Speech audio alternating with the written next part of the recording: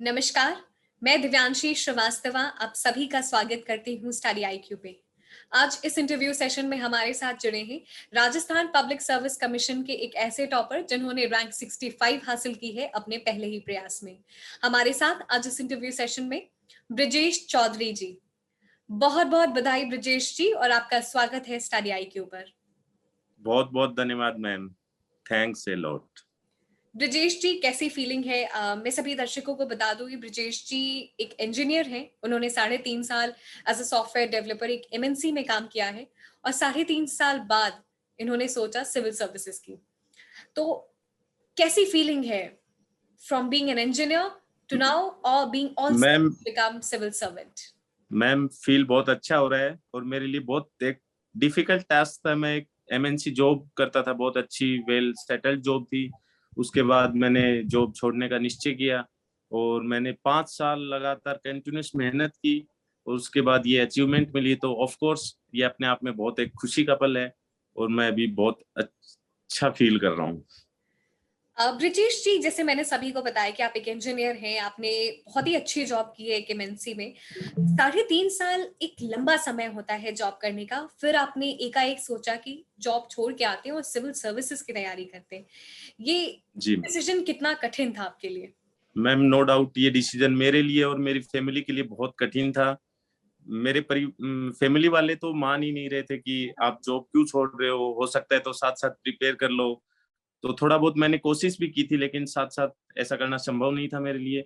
फिर मैंने घर वालों को मनाया कि मैं कर लूंगा, 1-2 साल में हो जाएगा, हार्ड वर्क ही तो चाहिए। तो घर वाले भी इस चीज के लिए राजी हो गए और उसके बाद मैंने जॉब छोड़ के निश्चय किया कि मैंने आरएसी बनना है तो क्यों ना।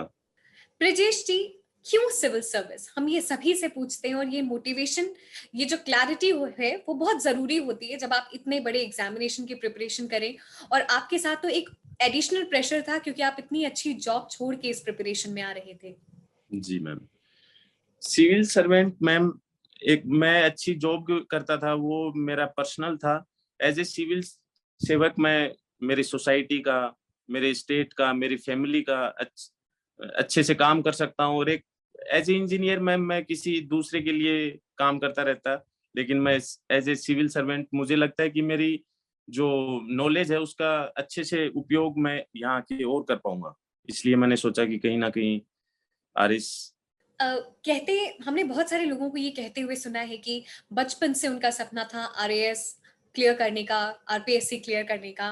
अ, आपका भी ये सपना शुरुआत से था या फिर जब आप जॉब कर रहे थे तो जॉब सेटिस्फैक्शन ना होने की वजह से आपको ये आपने ये सोचा, ये थॉट प्रोसेस हुआ कि शायद आरएएस के लिए हम अपीयर हो सकते हैं?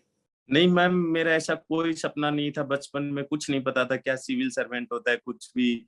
मैंने बीटेक की, उसके बाद मेरी वहीं से प्लेसमेंट हो गया था तो मैं जॉब कर रहा था, अच्छी खासी जॉब थी। माइंड में कहीं भी कुछ भी नहीं था। तो मेरे साथ मेरा एक फ्रेंड रहता था, अमित अवस्थी। उसने मुझे आरएस के बारे में थोड़ा मोटिवेट किया। उसने बताया कि ऐसे ऐसे आरएस का एग्जाम होता है, उसका ये सिलेबस है। फिर मैंने उसको देखा कि हाँ ये तो कर सकते हैं अपन। और फिर मेरे सीनियर्स थे कुछ, मेरी भाभी जी की फ्रेंड है एक, उन्होंने उनसे मुझे मोटिवेट मिला, उन्होंने मुझे आरएस के बारे में बताया। वो प्रिपरेशन कर रही थी उस टाइम। तो मुझे लगा कि कहीं ना कहीं अपन भी ये तैयारी कर सकते हैं और उसके बाद ही मैंने ये निश्चय किया कि मुझे आरएस बनना है। और ऐसा कुछ नहीं है कि मैं जॉब से सेटिस्फाई नहीं था, बहुत अच्छी जॉब थी मैम, काफी वेल सेटल्ड था। लेकिन उस टाइम निश्चय किया कि मुझे अब आरएस ही बनना है। सबसे पहले यही बहुत बड़ा स्टेप होता है जब आप सोच लें कि सिविल सर्विसेज की तरफ आना है। कहते हैं अगर आपने ये सोच लिया तो आधी जंग जीत ली गई है। जी मैम। किस थॉट प्रोसेस के साथ आप आए? क्या अप्रोच था आपका? कैसे एग्जामिनेशन को समझा? सबसे पहले मैम मैंने ये निश्चय किया कि मैं अगर जॉब छोड़ रहा हूँ तो मुझे सिर्फ आरएस बनना है। मैंने कहीं किसी भी बैकअप के लिए नहीं सोचा कि मैं कोई जॉब और एक बैकएंड में लेके चलूं। मैंने सिर्फ आरएस के डेडिकेटेड जो स्टडी है वो आरएस के लिए मैंने की और मुझे इस ये वास्तव में सफलता मिली। जो मेरा हार्ड वर्क था, जो मेरी कंसिस्टेंसी थी, जो मेरा पेशेंस था, वो मुझे 65 रैंक पर उसने मुझे पहुंचाया है। तो मेरे लिए गर्व की बात है।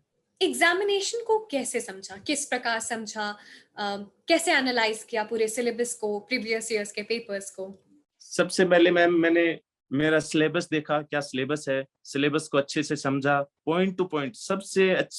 सबसे पहले यदि कोई एस्पिरेंट आ रहा है इसका, तो उसको सबसे पहले अपने सिलेबस को देखना होगा, उसमें क्या चीज आती है। सबसे जरूरी है कि हमें क्या पढ़ना है, उससे भी जरूरी है क्या नहीं पढ़ना है। तो इसके लिए हमें सिलेबस को, मैंने पॉइंट टू पॉइंट सिलेबस को पढ़ा, उसको देखा। और हार्ड वर्क के साथ साथ स्मार्ट वर्क भी बहुत जरूरी है मैम। तो मैंने सिलेबस, अपने खुद के नोट्स भी बनाए, मैंने कोचिंग की भी मदद ली थी मैंने। तो यही है कि इससे मुझे अच्छी सफलता मिली है। जो भी स्टूडेंट्स हैं आरएएस की तैयारी कर रहे हैं, एकदम स्क्रैच से उन्होंने शुरुआत की है, आपकी स्टोरी से काफी कनेक्ट कर सकते हैं, क्योंकि आपका भी कोई बैकग्राउंड नहीं था, ना आपने कभी सोचा था आरएएस के तरफ जाना है। जी किस मैम। क्या स्ट्रैटेजी उनकी होनी चाहिए? एक आरएस एस्पिरेंट के लिए स्ट्रेटजी यही है मैम, सबसे पहले क्या चीज, क्या सिलेबस में है उनके, वही चीज पढ़नी है। जरूरी नहीं कि कोई कोचिंग से ही मदद ली जाए, आजकल तो ऑनलाइन बहुत कोर्सेज चल रहे हैं, इंटरनेट की इतनी सुविधा है। और सबसे जरूरी है कि हैंड रिटर्न स्किल्स, जो रिटर्न स्किल्स हैं वो बहुत अच्छी होनी चाहिए। लिखने की जो प्रैक्टिस है वो बार बार करनी चाहिए। और यही है मैम। बेशक, जो आपकी रिटन स्किल होती हैं वो बहुत ज़रूरी है। मेंस में आपका मेंस एक गेम चेंजर है, और जब तक आप बहुत अच्छा लिखते नहीं हैं, तब तक आप अपनी बातों को प्रेज़ेंट भी नहीं कर सकते। तो ये मैम सारी यस, जो चीज अपन लिखते हैं, कितना अपन ने पढ़ा है, वो चीज उसी से पता चलती है कि जब अपन लिखते हैं उसको किस वे में लिखते हैं, तभी उसका एनालिसिस होता है। और उसके बाद पता चलता है कि आपने कितना सही पढ़ा है, कितना गलत पढ़ा है। तो इसीलिए रिटर्न स्किल्स बहुत जरूरी है इसके लिए। ब्रिजेश जी, अलग-अलग सोर्सेस की बात करते हैं, प्रीलिम्स और मेंस की इंटीग्रेटेड अप्रोच रखना चाहिए, ऐसे लोग कहते हैं। तो आपने भी यही सेम स्ट्रैटेजी अपनाई थी? जी मैम, बिल्कुल इंटीग्रेटेड अप्रोच थी। मैंने कभी नहीं सोचा कि मैं पहले प्री की प्रिपरेशन करूं, उसके बाद मेंस की करूं। मैंने मेंस और प्री की साथ में प्रिपरेशन शुरू की थी। और प्री की तो जो मोटा मोटी प्रिपरेशन है वो महीने पहले ही की थी। मेंस की प्रिपरेशन शुरू से करता गया, शुरू से सारे वो रिटर्न स्किल्स मेरी शुरू से ही उसकी प्रिपरेशन की थी। और इसीलिए लगता है मुझे ये अच्छी रैंक मिली है उसी की मदद से। अगर हम सोर्सेस की बात करें, प्रीलिम्स हो गए चाहे मेंस हो गए, क्या-क्या सोर्सेस आपने अपनाए, कौन-सी किताबें पढ़ी? मोटा मोटी बात करें तो मैम, जैसे प्रीलिम्स की बात करें आरएस में, तो उसमें इकोनॉमिक्स का अच्छा पार्ट आता है, उसके लिए राजस्थान सर्वे, इकोनॉमिक सर्वे आता है। पॉलिटी की बात करें तो लक्ष्मीकांत बुक पढ़ी थी मैम। और राजस्थान हिस्ट्री का अच्छा पोर्शन रहता है, वो मैंने मेरी कोचिंग की मदद से ही उसकी प्रिपरेशन की थी।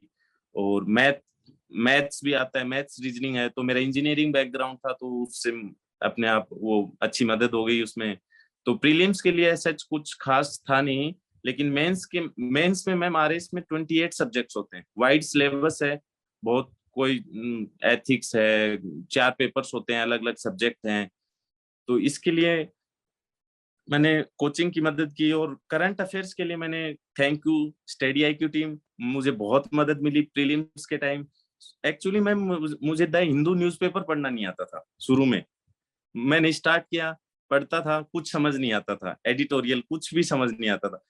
तो मैं स्टडी आईक्यू चैनल को मैंने सब्सक्राइब किया, उसको एनालिसिस जो आती थी द हिंदू की वो मैं पढ़ता था, वो समझता था। उसके बाद मैं फिर से द हिंदू पढ़ता था।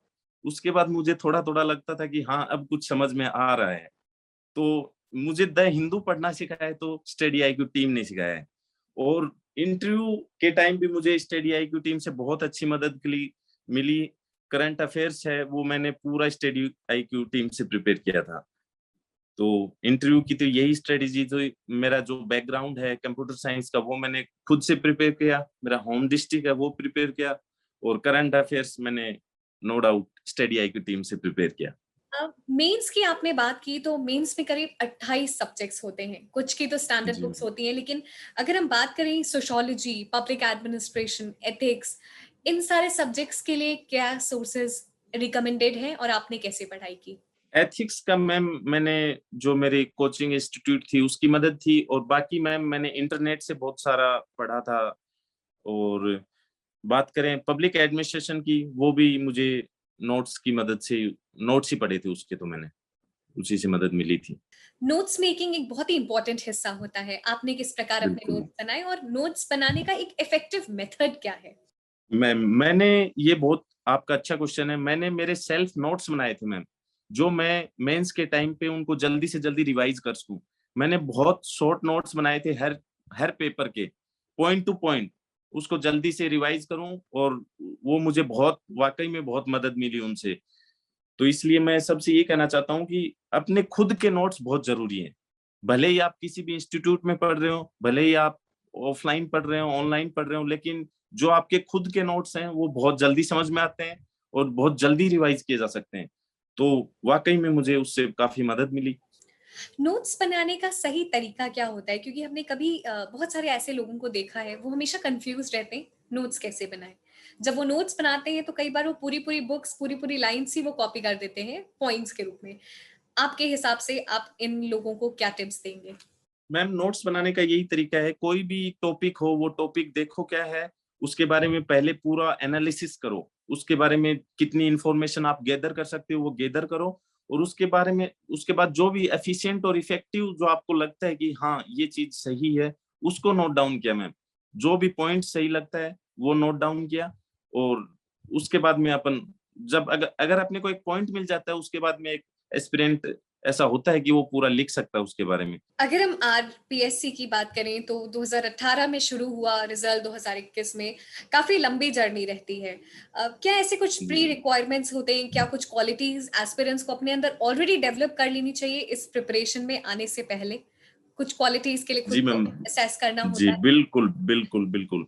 आरएस में अगर सफलता हासिल करनी है, तो मैंने पहले ही जिक्र किया इस बात का, आप में कंसिस्टेंट होना और पेशेंस होना एक एस्पिरेंट में बहुत जरूरी है। क्योंकि आरएस की भर्ती ऐसी है कि 3-4 साल मिनिमम लग जाते हैं। तो इसके लिए आपको पेशेंस, हार्डवर्क तो हर चीज में ही लगता है, लेकिन पेशेंस और कंसिस्टेंसी ऐसी चीज है जो आरएस के लिए बहुत जरूरी है।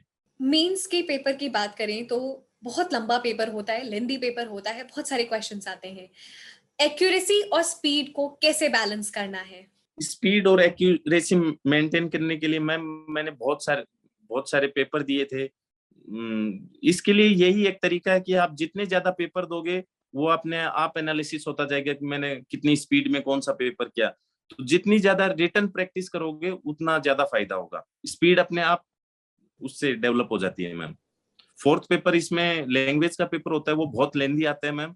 तो उसकी रिटर्न प्रैक्टिस से ही वो पेपर 2 घंटे में सोल्व होता है, नहीं तो वो बहुत बच्चे ऐसे होते हैं उनका फोर्थ पेपर छूट जाता है। तो इसके लिए यही है कि आप जितने ज्यादा पेपर दोगे, उतने आपकी स्पीड इंप्रूव होगी, नो डाउट। ब्रिजेश जी, आपके एक्सपीरियंस से हम आपको आपके थोड़े प्रिपरेशन डेज में ले जाके ये क्वेश्चन पूछना चाहते हैं। जो स्टूडेंट्स पहली जी बार मैम। एग्जामिनेशन दे रहे हैं, क्योंकि आपने भी पहली बार ही एग्जामिनेशन दिया था, पूरी प्रिपरेशन को जी कैसे मैम। टाइमलाइन में बांटा था? सबसे पहले मैम मैंने 2017 से इसकी प्रिपरेशन स्टार्ट की थी, और शुरू से ही मैं मेंस की प्रिपरेशन में लगा था मैम। मैंने प्री का देखा ही नहीं था, मेंस की प्रिपरेशन कर रहा था मैं। जैसे ही पता लगा 2018 में वैकेंसी आने वाली है, उसके बाद मैंने प्री का देखा। हाँ, मेंस से कंपेयर कर लिया था कि कौन सा मेंस में आ रहा है, कौन सा प्री में आ रहा है। जो मेंस में पढ़ रहा हूँ वो तो ठीक है, जो अलग से स्पेसिफिक था जो प्री में आ रहा है, उसको मैंने देखा कि ये स्पेसिफिक प्री का है और मेंस का इसके साथ ही है। तो मैंने मेंस का तो कंटिन्यू रखा, और जैसे ही प्री का एग्जाम की डेट आई, तो मैंने पिछले 6 महीने का करंट अफेयर्स पढ़ा। करंट अफेयर्स का बहुत बड़ा योगदान रहता है आरएस के प्री पेपर में। तो प्री की प्रिपरेशन तो मैंने 1-1.5 महीने पहले ही स्टार्ट की थी। मेंस की मेरी शुरू 2017 की स्टार्टिंग से ही, और शुरू से ही मैं पेपर, रिटन प्रैक्टिस मैंने कभी भी नहीं छोड़ी मैम। हो सकता है मैंने कभी पढ़ाई कम की होगी, लेकिन रिटन प्रैक्टिस में क्वेश्चन आंसर लिखता ही रहता था। और डेली, डे बाय डे मैं द हिंदू के अलग से अब मेरे नोट्स बनाता था, वो मैं वीकली उनको रिपीट करता था, रिवाइज करता था। तो ये मेरी स्ट्रेटेजी थी। आपने कहा कि लिखने की प्रैक्टिस आप हमेशा करते थे। क्या आप डेली बेसिस पे कुछ ना कुछ आंसर्स लिखते थे? जी मैम, है। मैंने ऐसे थोड़ा डिवाइड कर रखा था कि इस वीक में मुझे पॉलिटी के, ज्योग्राफी के, हिस्ट्री के आंसर लिखने हैं। अगले वीक में मुझे इकोनॉमिक्स, पबेड, एथिक्स इनके आंसर लिखने हैं। फिर मैं उनको मेरे सीनियर से, मेरे जो टीचर्स हैं उनको मैं चेक करवाता था। उसमें जो भी इम्प्रूवमेंट होता था उनको फिर से लिखता था, उनको फिर से चेक करवाता था। कई बार ऐसा होता था कि मैं एक ही क्वेश्चन को 6-7 बार लिख देता था और वो सारे रिजेक्ट हो जाते थे। फिर मुझे फिर से लिखता था। तो मुझे लगता है कि मेरी जो सफलता का राज है वो सिर्फ रिटन प्रैक्टिस है। कुछ फाइनल वर्ड्स, टिप्स, सजेशंस आप सभी एस्पिरेंट्स को देना चाहेंगे? मैम, अभी जैसे रिसेंटली 2021 के नोटिफिकेशन आरएस के आ चुके हैं, 988 पोस्ट आई हैं। तो मैं सभी एस्पिरेंट से यही कहना चाहूंगा, आप किसी भी बैकग्राउंड के हों, आपका कौन सा भी अटेम्प्ट हो, कभी ये नहीं सोचें कि वो पिछले 10 साल से तैयारी कर रहा है, वो 15 से कर रहा है, मैं तो अभी नया नया स्टूडेंट हूँ। कभी मत सोचें, अपनी नॉलेज पे कभी भी डाउट नहीं करें। आप जितना सिलेबस है उतना प्रिपेयर करें, रिटन प्रैक्टिस शुरू से करते रहें और आपको सफलता नो डाउट हासिल होगी। तो अपने हार्ड वर्क, कंसिस्टेंसी और पेशेंस, मैंने जो पहले भी कह चुका हूँ, बहुत जरूरी है। बहुत बहुत धन्यवाद ब्रिजेश जी हमारे साथ आज इस इंटरव्यू सेशन में जुड़ने के लिए। पूरी स्टडी आईक्यू की टीम की तरफ से आपको आपके आने वाले भविष्य के लिए ढेर सारी शुभकामनाएं। धन्यवाद। Thank you. Thank you so much ma'am.